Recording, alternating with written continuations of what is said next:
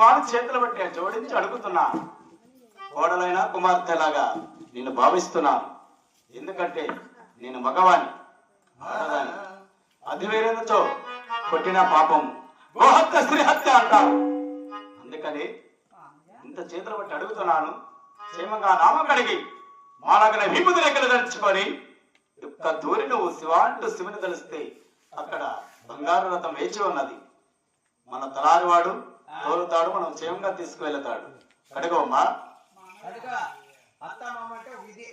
అది చెప్పరా నువ్వన్నా? అత్త మామంటే పొచ్చుతో సమానం.